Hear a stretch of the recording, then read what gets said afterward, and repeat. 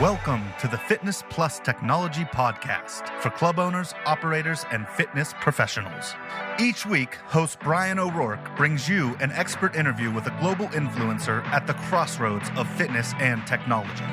You gain the insights, tools, and inspiration you need to stay connected to the pulse for what matters most for your business in the age of exponential technologies.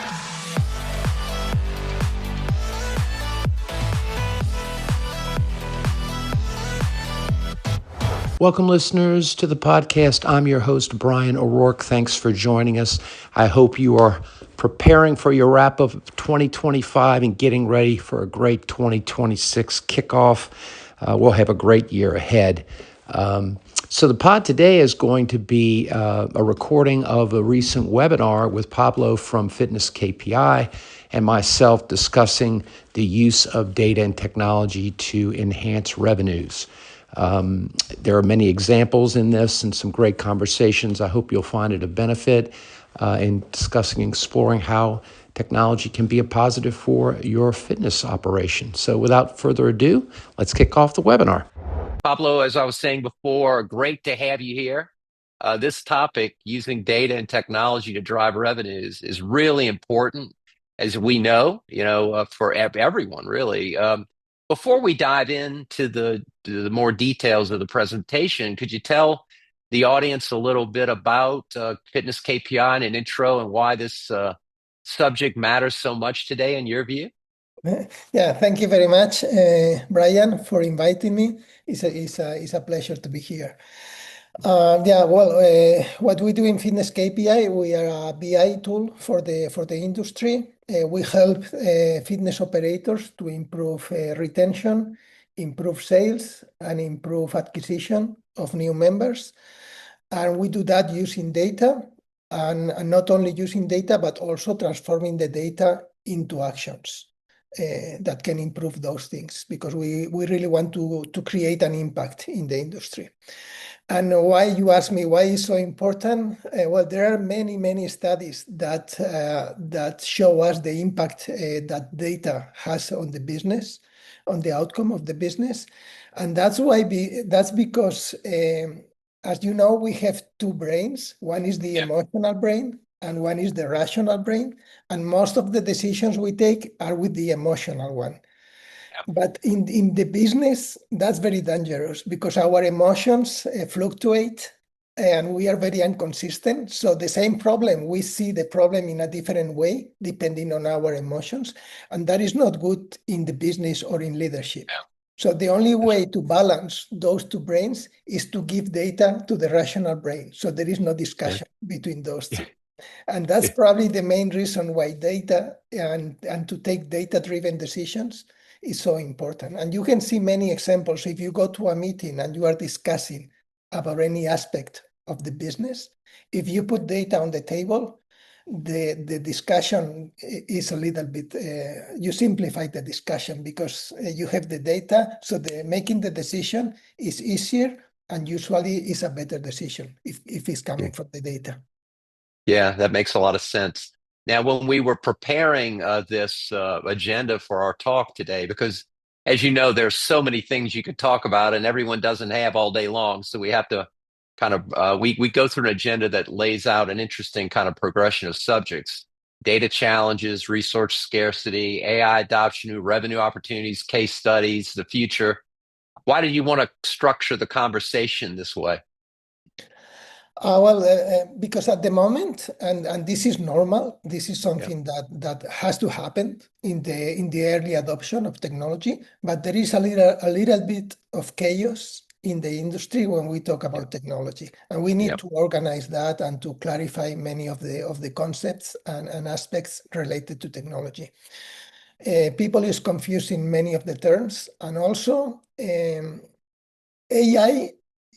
Everybody's talking about AI, but most of the companies that they are talking about AI, they are not prepared to implement any AI solutions, because it's like they want to go through a shortcut and go directly to the AI when they don't have even the data prepared for that AI. So, and also AI is we are doing a lot of things about AI, and we are going to be able to do a lot more in the future. But still, many companies are thinking about AI only as a tool to reduce the cost in the company. And that's correct. You can reduce the cost, but it's not the only value that you can take from AI. And if you are focusing only in cost reduction, that's Yeah. going to be very dangerous for the industry also, Yeah. because Yes. there is a risk of this dehumanization of the industry. Like you can have a technology that can replace a person from doing one job, but maybe you can use that person in another point of the customer journey to bring value in a different way. And that's, for me, that's the way to use technology, is to use technology for the basic things and then start doing other things with Yeah. that people to bring an extra value that you were not bringing until that point. Yeah. Yeah. I agree so much. Futurize and humanize at the same time. So Mm. I put X clubs today because I know you're growing the number of installs, but this highlights kind of your background in club operations. You actually own clubs. You've been advising clubs for many years, in Europe and I think beyond. So how does that operationally ground the shape of Fitness KPI? And before we get into that question, Fitness KPI now is adopted in around 29 countries. And how it's 1,000, how many locations? It's 1,000, what, 1,200, 1,400 locations you're in? Or what is it? Yeah, 1,500 at the moment in Yeah. around 29 countries in different continents.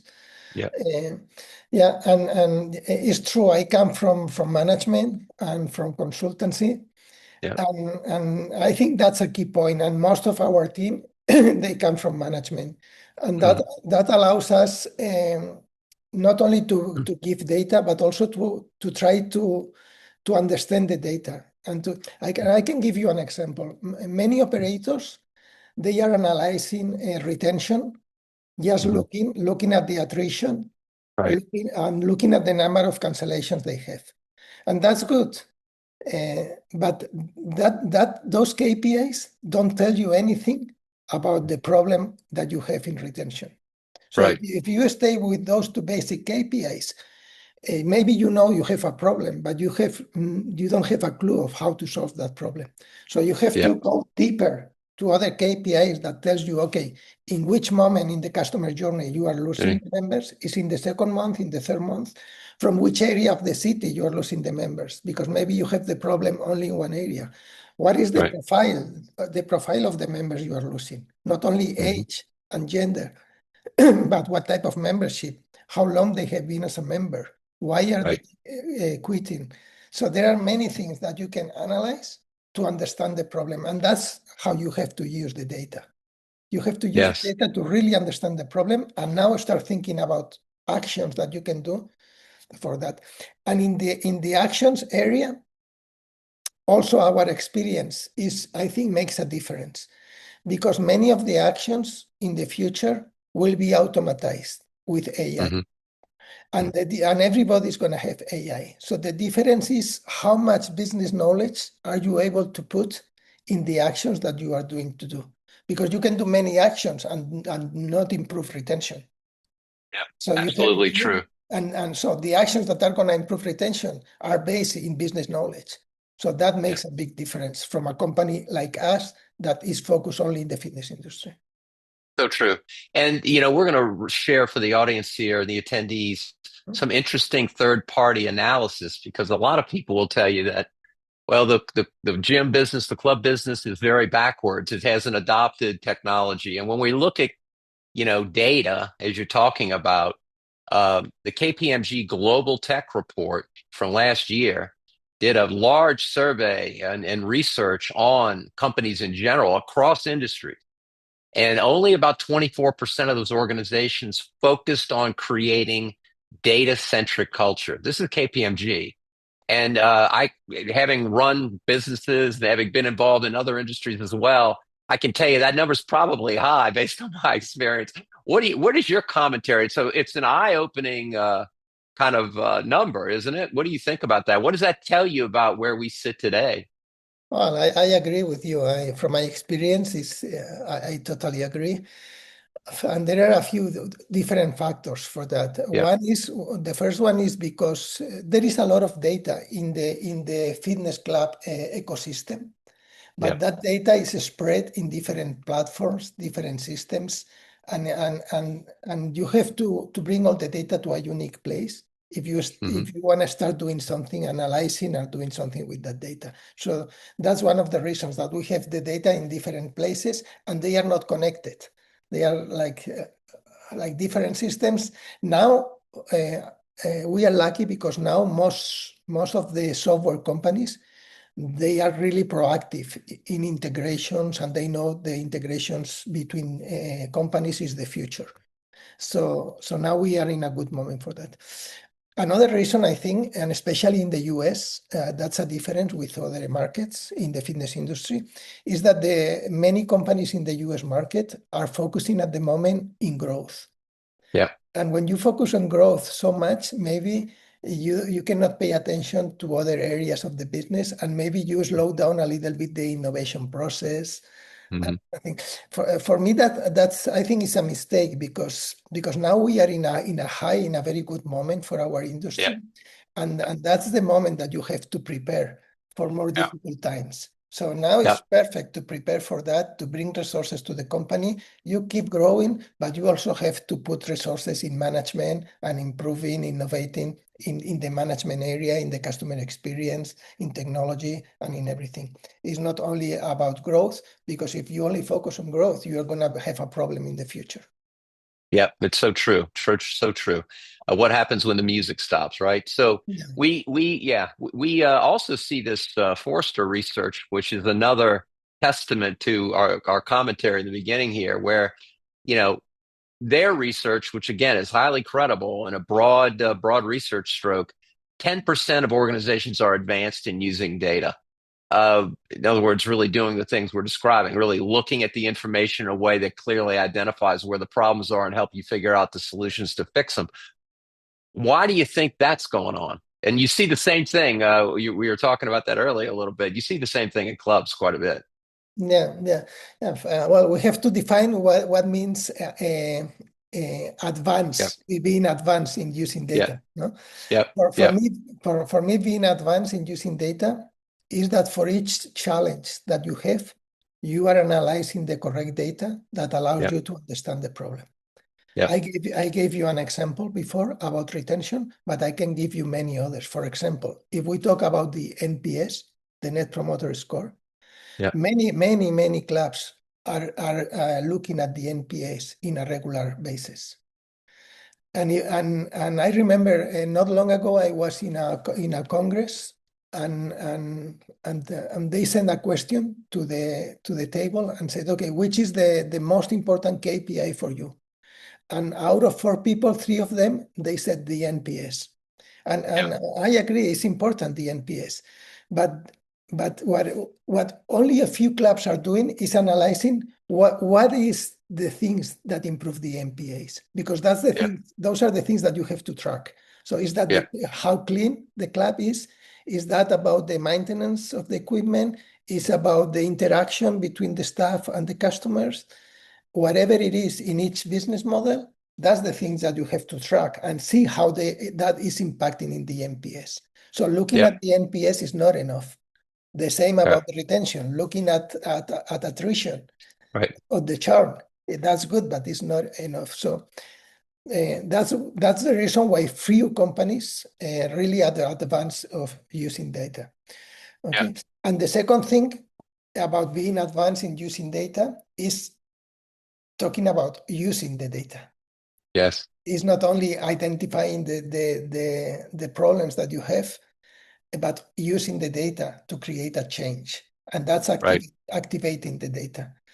Yeah. Now we have technology to do that really in a personalized way and fully automated. And I think when few companies are at this moment doing that, but I think that's the next challenge for the ones that already have the data and know how to analyze it. The next step is, okay, now we are going to transform the data into actions. And That's right. once they do that, the next step will be, okay, now we need the actions to be the correct actions.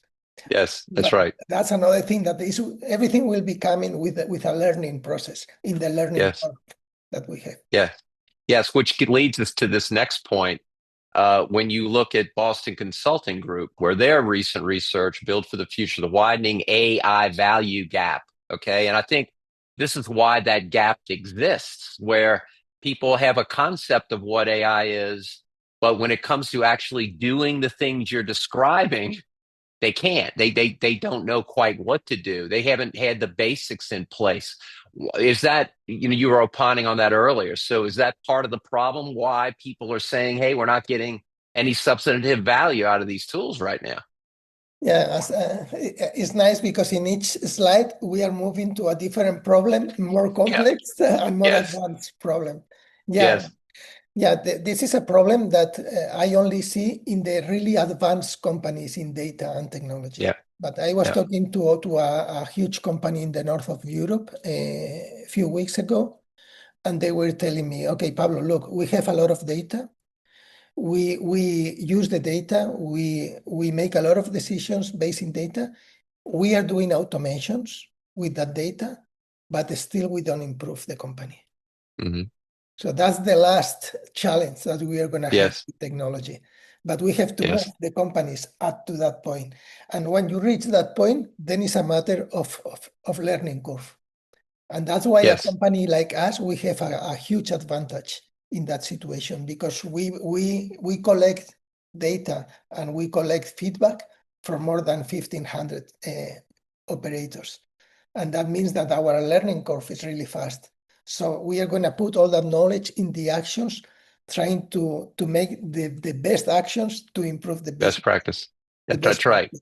Yeah, Yes. yeah, that's a problem. And now, if you look at how we are using, not only in the fitness industry, but in any industry, Hmm. how we are using AI, especially is being used in the sales process to Yes. to create a movement in the sales funnel. The AI is being used from a quantity point of view, not a Right. quality point of view. So you think, okay, until now, I had a person sending 100 emails a day. Now with Yeah. the AI, I can send 1,000 emails a day. So for Yeah. more quantity, I'm going to have better results. But it's not always like that.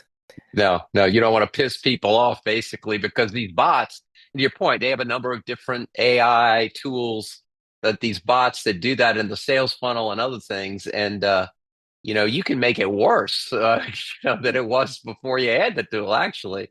Very, very interesting. Yeah, Yeah. you may have people receiving emails of low quality emails or Yeah. having low quality conversations with the bot. Yeah. So, but I think in the next period of the AI, the focus will go also to the quality of Yeah. of that interaction. Yeah. But that's the situation. That's the situation we have at the moment. And also, what we were talking now about that quantity of actions also is gonna create a negative effect on the potential consumer because Yeah. and probably that's already happening to all of us Yeah. that Yeah. we see many emails that we identify that they come from AI and we don't even open the emails or read the emails. So there Yeah. is going to be also, because everybody's going to be doing this, so the risk is at the end, the response, the level of response is going to be very low. Yes, absolutely true. Now let's get into some specifics, okay? When it comes to opportunities for revenue, which is the essence of this, now that we've kind of set the table for one of the challenges are with all these great research reports. This is a big slide. We lay out multiple revenue opportunities.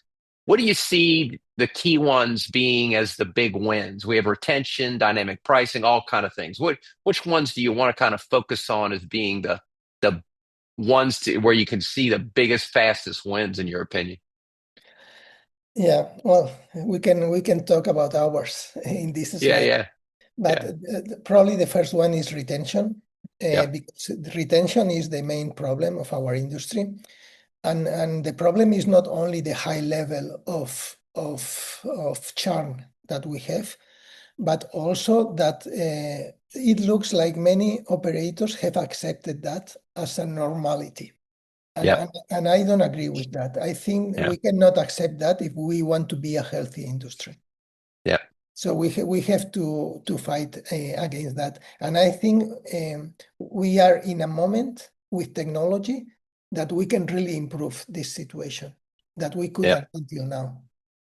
And that is related also to the second one that I would like to point, that is personalizing the customer journey, because it's also related to retention.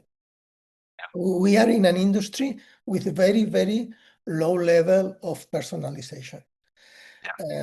I used to do an exercise when I was working as a consultant. I went to a club and talked to the staff, and I asked them, okay, do you talk to the customers? Do you interact with them? And they said, yeah, we interact with all of them. We know all of them. I said, okay, sit down, please. And I started to project the picture of one customer. Okay, what do you know about this customer? Do you know his name? You know what he does when he's in the club? You know what he wants to accomplish? Another one. And I always choose customers that came at least 2 or 3 times a week. Yeah. During the last month. More than 80%, they didn't know anything. And all the staff was there. Nobody knew the name, not even what he wanted or she wanted to accomplish, what he did, more than 80%. So the truth is that we are always talking and interacting with the same customers, and most of the customers, they are ghost in the club. So the level of personalization, and we have to admit that if we want to improve it. Yeah. We know we have a high rotation, we have a high number of customers. We know that, but that's a problem, because we need to personalize the customer journey. And I think technology is going to help us to do that, to hyper personalize. Yeah. And probably the third one, you asked me for 3. Yeah. Just 3. Probably the third one has to do with increasing the revenue per member. Yeah. I think our industry brings a lot of value, incredible value to the customers. For some of them is vital, is one of the most important things in their daily life. And we are still charging too low. We are still focusing all the commercial and the marketing on pricing. That's a pity, because we reduce the value. So I would say increasing the revenue per member is important, and 80% of the revenue comes from the membership fee. So increasing that is important. And I have been seeing lately some examples with dynamic pricing that I think they are very interesting. And because we have in the industry, we have a very simple pricing strategy. That's good from a sales point of view, because simplifies the sales process, but it's not so good trying to get the most of each customer and trying to push to the willingness to pay from each customer. So you see models with dynamic pricing that are already in other industries. I think our industry will move to that type of a strategy. Yeah, no, I agree. Those are very, very good points. So there's some brands, I know brands that you work with, some other brands that we're talking to, that you're discussing, some very good brands that we want to highlight here. What separates some of these brands from a data winner from everyone else, in your opinion? For example, EOS or Fitness Park, any of these. What's separating these chains? Well, we are pointing these ones because they are doing some special things in one small area related to technology and data. For example, EOS is working very well, what we were talking about the NPS. Not only tracking the NPS, but tracking the aspects that make the NPS to improve. So they are working very much on that. Viva Gym Group is working. It's a big company, one of the biggest companies in the south of Europe, especially Spain, Portugal, and probably the company, if not the first, the second company that has grown the most in the last year. And they are working with predictive models, with AI, trying to predict not only churn, but also to predict when is the right moment to present a new service to a customer, for example, a personal training service, or when is the right moment to recover a former customer that canceled like 2 months ago. So they are trying to create those predictive models, and I think that's interesting. Fitness Park is a franchise with around 400 clubs, also operating in the south of Europe, growing really fast also. And they have a really intense and data-driven mindset. And they work from the headquarters to help the franchisees and to improve all the business. They use a lot of data. Probably is one of our most demanding customers, but I like that. And they are really a data-driven company. Okay. Yeah. And Trainmore and McFit. Trainmore is from Holland and McFit from Turkey. And those are also big chains and growing. And they are using very successfully the dynamic pricing. They modify the price in each of their clubs related to the level of occupation and the demand, and also taking into account what the competitors in the area is doing. So I think that's also interesting to try to push the price and put the focus on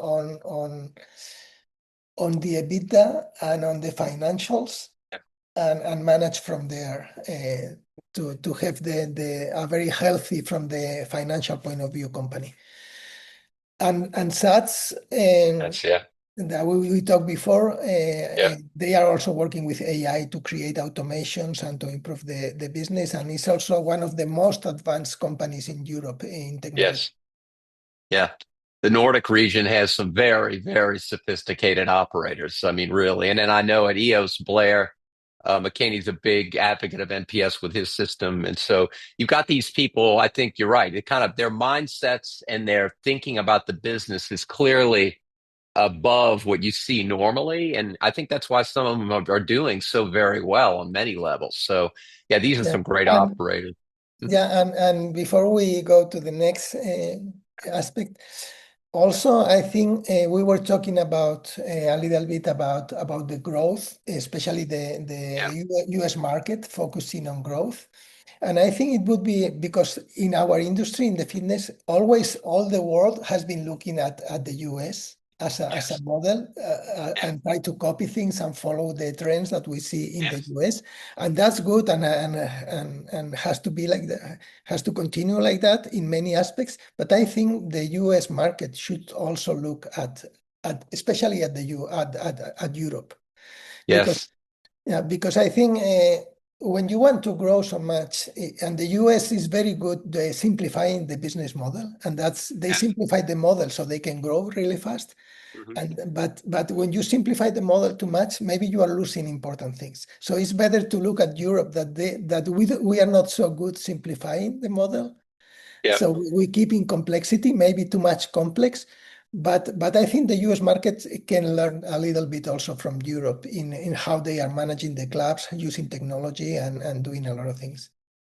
Yeah, and everyone that knows me knows I've been saying Basic Fit is the most sophisticated large-scale operator in the world. I think a number of operators in Europe are highly sophisticated, and there is a lot to learn. You're so right.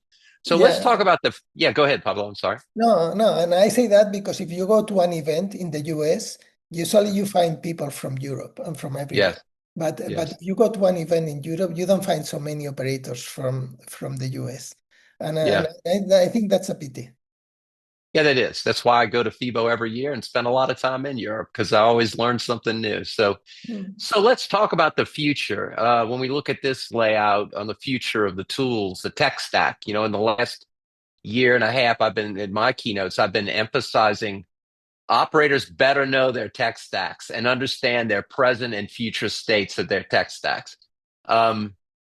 So what should operators really be thinking about in the next 2, 3, 4, 5 years from a futuristic standpoint, given all this stuff we've been speaking about?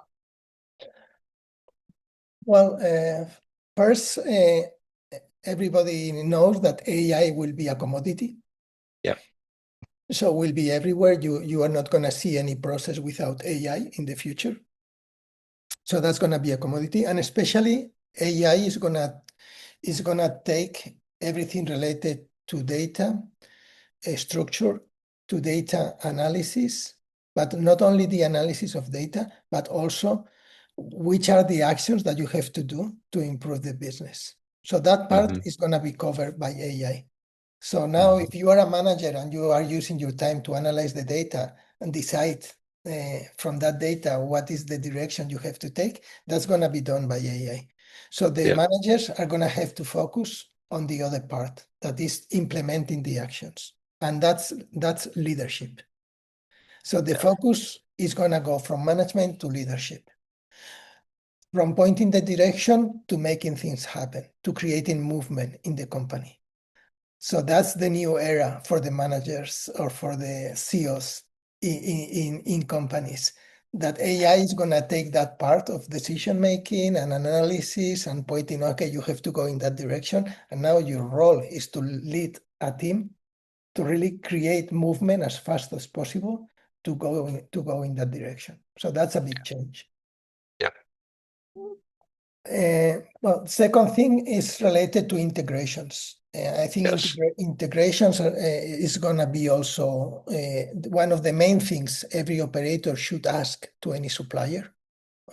How well prepared are you to integrate with different systems? Because I want to have a company specialized in this connected with you. I want to have this other thing connected to you. So you have to be open to that most companies are going to be open, but you have to be prepared. You have to have a good API for that and a good system and also at a low cost, so I can integrate everything and have everything connected. So for me, that's also one of the most important things for the future. And probably the last one, you mentioned it here, is the balance between technology and human touch. Yes. Maybe I'm a romantic person and I want the industry to be human-driven and to be humanized, but I see the trend is the opposite. And that opens a huge opportunity for companies that really want to make a difference with human interaction. Okay, but that difference is not easy because humans, we are more expensive than technology, and we are less consistent than technology. So the only solution here is to use technology to help these humans to develop a higher value to the customers. And also deciding which moments in the customer journey or in the customer experience I can fully automatize and in which ones I have to go fully human to bring that value.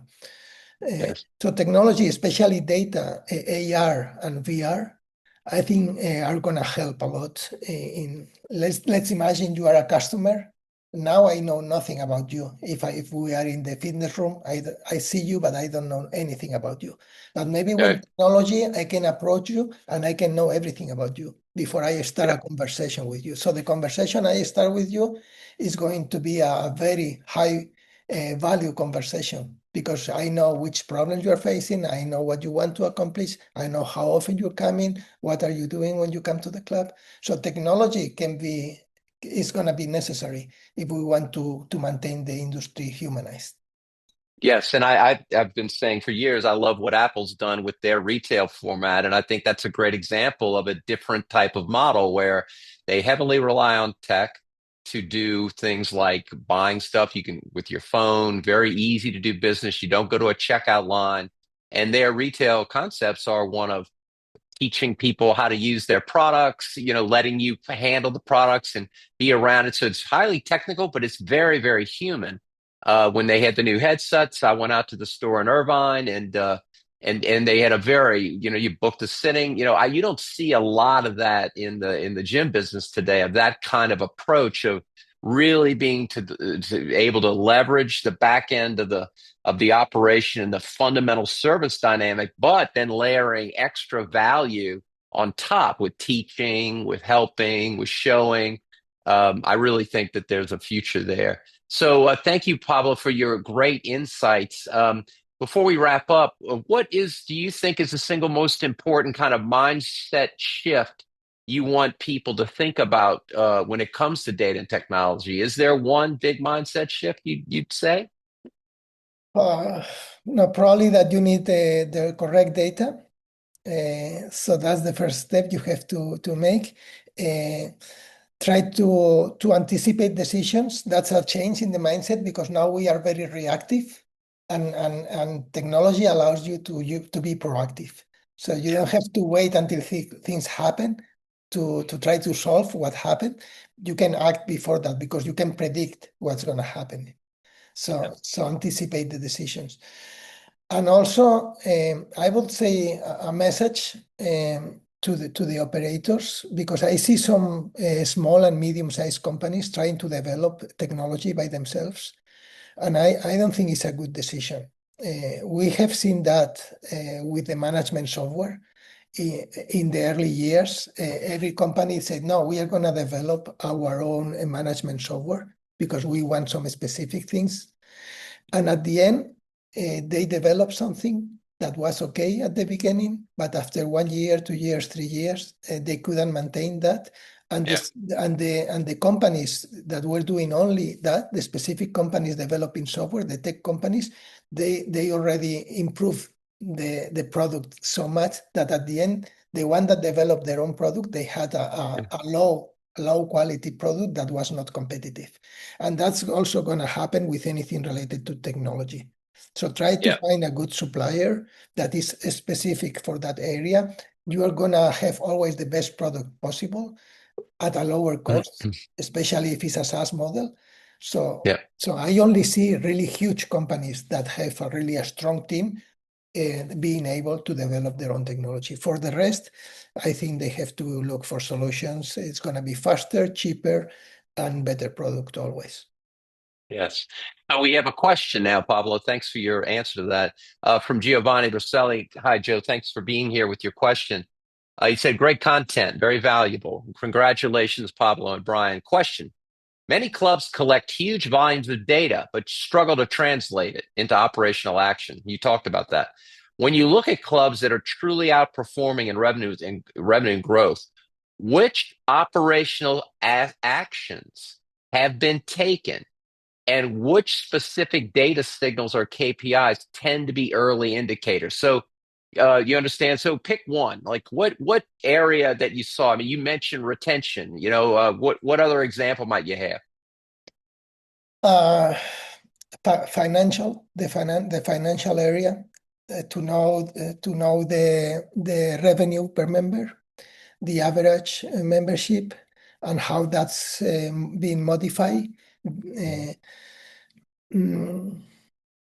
I would say those two probably. If I have to choose one besides retention, I will choose financial. But every area I think is important, and you need to have KPIs from each one of the areas. But the companies that for me are getting the best results, Giovanni, are the ones that are trying to create a hyper-personalized customer journey. So from the day the customer is joining, I want to know, I want to define what's going to happen depending on the behavior of each customer. So when they join 24 hours, I know that I'm going to do an action 24 hours after that, depending on the profile of that customer. 2 weeks later, the system is going to analyze what has been the behavior of that customer in the club and how often he's visiting. And depending on that behavior, I'm going to put that customer in a different group and do a different action with each one of them.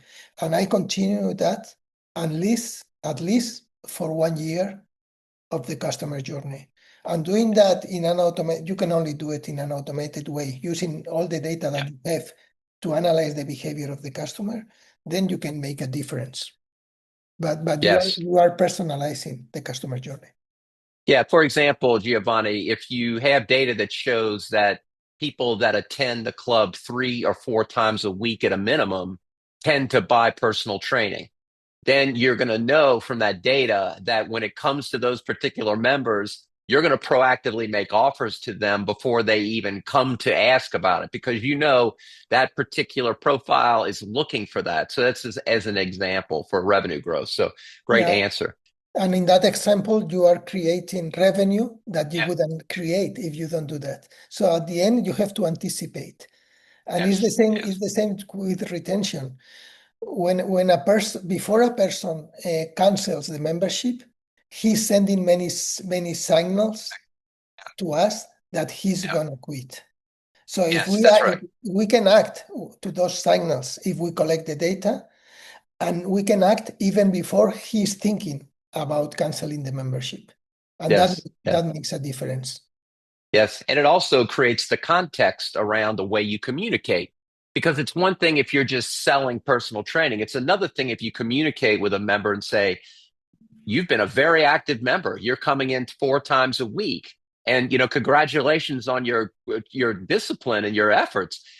We'd love to help you more. Would you like to know how we might do that? It's the way that's received as a communication is starkly different than a discounted price offering or offering everyone the same thing. The context of that shows empathy and understanding of what that person's actually doing. It reinforces what they're doing, and it fits a solution for them to explore that's personal to them. And it makes that advocacy to go way up when you do those kind of things.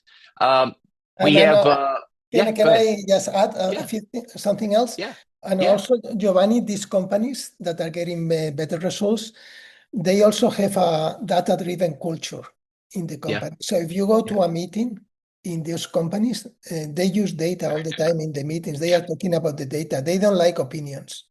yeah, They want data. So if you yeah, say there is a problem, show me the data, and from the data we make a decision.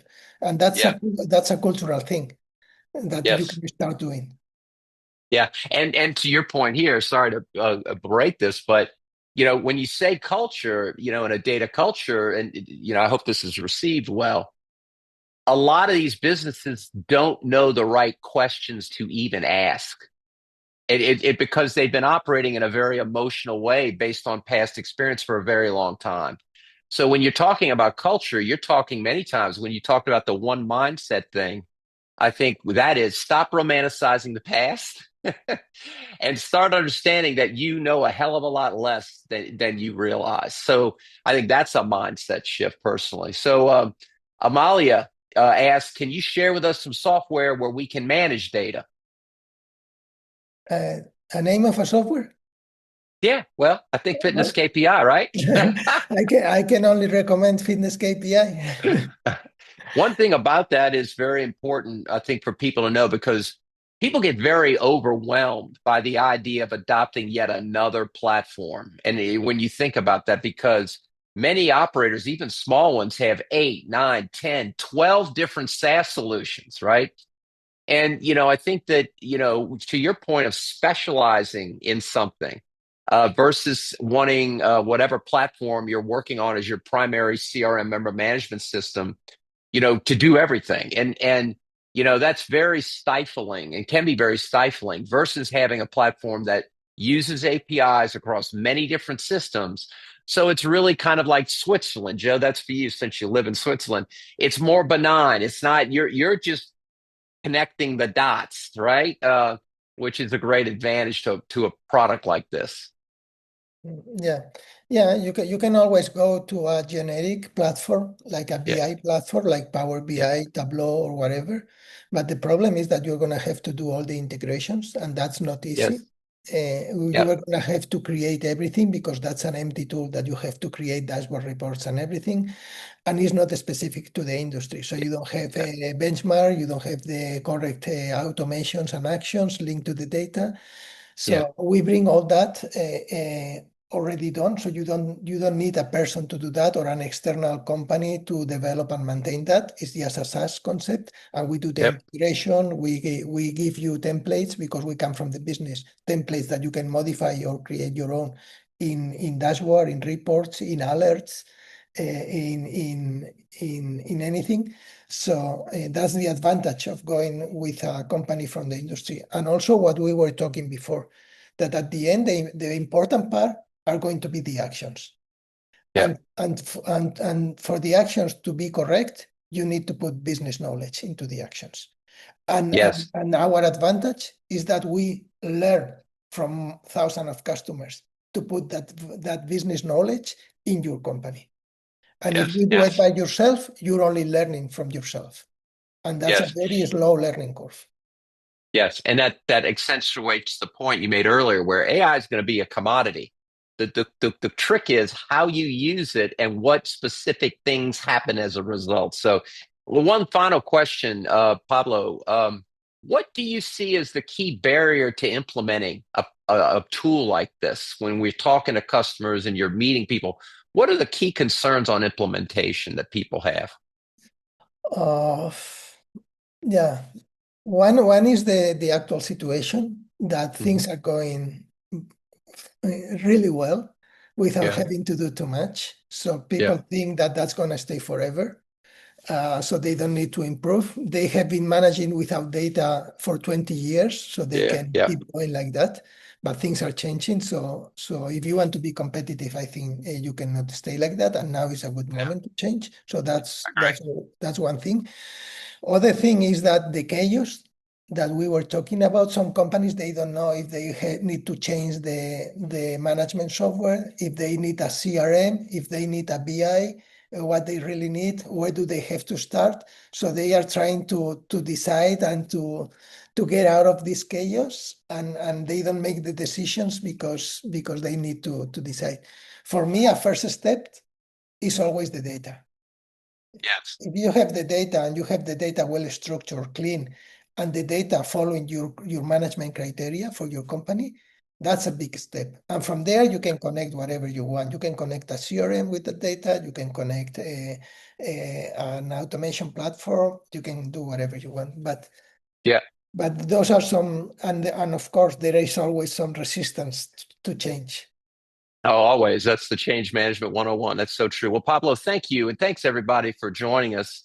This recording will be shared afterwards. And I know a number of people registered that weren't able to attend. They'll get this as well. And of course, you can find Fitness KPI. We'll have a follow-up email with any links to contact Pablo and his team if you want to learn more. It was a great conversation, Pablo. Thanks so much. I know we're going to do another one next month. So be on the lookout for that title, everybody, in the coming weeks, so we can visit with you after the new year. Have a wonderful holiday. Thank you, Pablo, for being with us, and enjoy your time back in Barcelona during Christmas. Thank you very much, and thank you, everybody. A pleasure to be here. Take care, everyone. Bye. Hello, listeners. This is Bryan O'Rourke, and thanks so much for listening to the Fitness Plus Technology Podcast. The podcast is made possible by the Fitness Industry Technology Council, a consortium of global brands working together to enhance the adoption of technologies in the fitness space. Our company, Videri Ventures, which is invested in Vertimax, Montezuma, Gold's Gym, Houston, Texas, and Fitness 24/7 Thailand, also underwrites the podcast, along with our service companies, Integris Advisors, Moon Mission Media, and others. Please feel free to share this podcast with your colleagues. And if I can be of any assistance to you, don't hesitate to reach out, bryanko'rourke@gmail.com, or find me on any of the major social networks. Have a great day, and thanks for listening.